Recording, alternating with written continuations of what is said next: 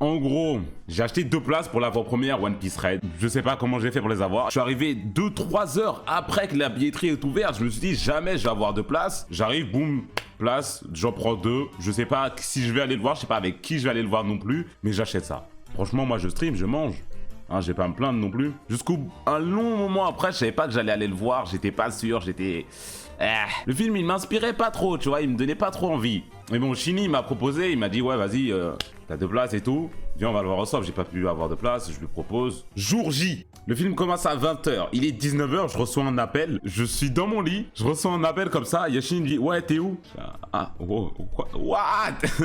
19 h 19 h, waouh! Il est tard. On devait se retrouver à 19 h avec Shinny. À 19 h, je reçois un appel, je suis dans mon lit, je suis là, bon. Pour mon excuse, j'avais enchaîné 3 nuits blanches dans la semaine, puisque j'envoyais les pulls de ma marque, j'avais pas beaucoup dormi. Je me suis assoupi, je pensais dormir pendant 30 minutes, je sais pas quoi. J'avais mis un réveil carrément, mon réveil n'a pas sonné. Voilà, c'est les excuses qu'on sort dès que t'es en retard en cours, mais mon réveil n'avait réellement pas sonné. 3 heures plus tard, je me fais réveiller par son appel. Je sors de mon lit en trombe, je commence à courir, à gripper ça là. Je commande un Uber, pendant que mon Uber, je suis en train de le commander, je me brosse les dents, je m'habille, je me parfume, je me mets tout bien propre, bra bra. Je commence à partir, je descends, je prends mon Uber, je lui dis, mon gars, ça me dérangerait grave pas que t'as eu... Je bombarde un peu, tu vois. Le gars il me fait, j'ai pas trop envie de perdre mon permis, mais tu sens bon, du coup, je vais le bombarder. C'est pas une blague. Il m'a dit, oh, tu sens bon, c'est quoi le parfum? Je lui ai dit, et après, il m'a dit, oh, vas-y, ça me dérange pas vraiment. Il a bombardé. Et genre, pendant 1 heure, je de Mantes-la-Jolie jusqu'au Grand Rex, c'est le temps que ça prend à peu près. Il a bombardé, ça m'a fait arriver un peu plus vite, 10 minutes plus vite à peu près. Au milieu de la route, il m'avait dit, ouais, d'habitude, je fais pas ça pour les clients et tout, mais toi, j'ai eu, vas-y, t'es un gars du quartier et tout. Non, c'est un gars du quartier, je suis juste noir. J'ai rien dit là. J'arrive devant le Grand Rex, appel avec Shinny, j'étais en stress. Je passe devant lui sans le voir. Il me dit, hey, je suis là. Et après, on rentre ensemble dans la salle. Au moment où on met un pied dans la salle, déjà, on voit pas de place. Et il y a les gars sur scène, ils sont là. Bon, on va laisser le film commencer. Ouais. Les lumières, elles s'éteignent. On s'était même pas encore assis. Il y a de la place nulle part. On s'est mis. Vous voyez les places du bus ou du métro qui sont dépliables comme ça là. Ils ont exactement la même chose dans le Grand Rex. On déplie des places en bout de rangée. On se pose. C'était pas optimal, mais bon, c'est pas grave. On a été assis au final, on arrive à l'heure, le film il commence. Et là, je reprends mon sommeil en fait. Le sommeil que j'avais laissé, hein, la sieste que j'avais commencé chez moi, je la reprends devant le film. Pendant à peu près 1 h 20. Le début, tout le début, c'est pas que le début, ça, juste plus que la moitié du film, ça. Oh.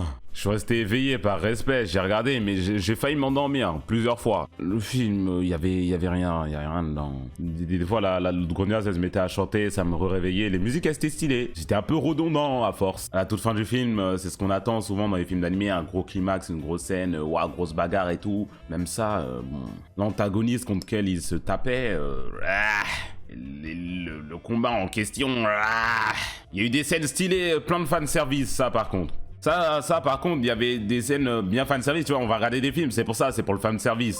Et là, il y avait le fanservice à délivrer, vous savez que le film, il y a des trucs, c'est raid lié avec Shanks, avec son équipage et tout, on a eu du fanservice, il y a ça comme on aime. Shanks, je le vannais tout le temps, là c'est une fraude, je m'amusais à rigoler de lui, je suis désolé, je présente mes excuses publiques aux fans de Shanks, aux bandeurs de Shanks, ce n'est pas une fraude, voilà. Mais après, moi, j'avais des raisons de dire que c'était une fraude parce qu'il avait rien accompli, tu vois. Mais bon, retourne bien ta veste. C'est pas retourner ma veste. Enfin, si, c'est clairement retourner ma veste, mais il m'a donné une raison de retourner ma veste. Je bâme pas sur un personnage juste pour le flow, tu vois. Le film, je l'ai pas trouvé fou. J'aurais donné un bon 5 en étant honnête. Si vous voulez aller le voir, il y a de la grosse scène à la fin, en vrai, juste pour le fan service de Shanks, c'est la grosse scène à la fin. Gros spoil dans le film, je sais pas comment ils ont pu se permettre de mettre ça dans le film. Il y a des gens qui ont essayé de justifier que ce qu'ils ont mis dans le film soit là, à la fin, ce que Luffy a fait. C'est pas justifiable que ça soit dans le film, allez vous faire voir. Voilà, essayez de trouver la justification que vous voulez, ça ne devait pas être là. Point barre. Normalement, il y a les scènes qui tournent au Grand Rex où ça huait pendant le film.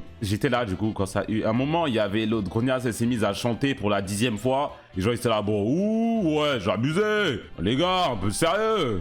Bon, ça se fait pas trop, mais compréhensible. Après, il y a une grosse scène à la fin qui était assez émouvante, où il y a eu de la musique. Et pendant ça, là, c'était un peu trop. Là, c'était un peu too much. Là, j'ai dit, les gars, l'instru, là, bon, là.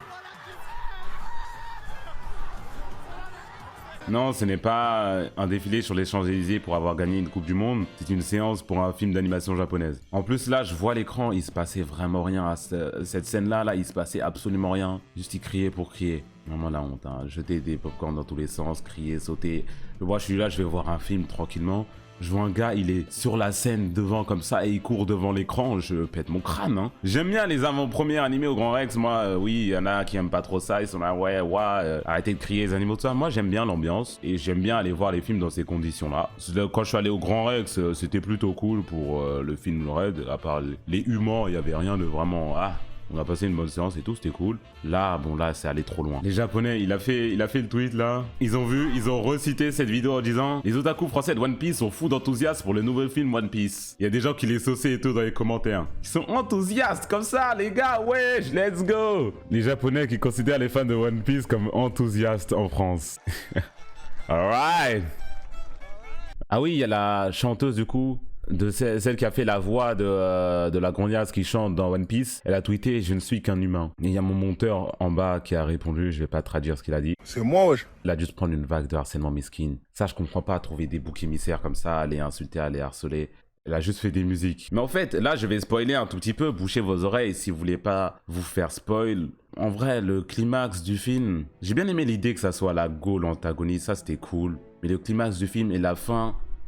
La grosse tape entre 15 guillemets entre le gros méchant pas beau et l'équipage, il y avait rien dedans, il y avait rien. Bon après l'attaque en tandem avec Shanks, ça nous a fait bander, tu vois. Mais par exemple les scènes qu'il y avait au tout début du film où tu vois juste des trucs, tu vois l'apparition de Katakuri, où tu vois Shanks qui met un coup de pression, où tu vois qu'il y a Kaido qui commence à parler, ça annonce des grandes choses. Je me dis à la fin il y aura tout le monde, ça va faire un gros battle royal. Pas du tout. Mais bref. J'enlève mes mains, c'est bon. Vous êtes trop heureux, regardez MHA, c'est mieux. Le film MHA, il lui met une tempête, hein, réellement par contre. Si c'est ça que tu veux dire en nous traitant de gay, littéralement, ce que tu dis dans ton message, le film MHA lui met une tempête, hein.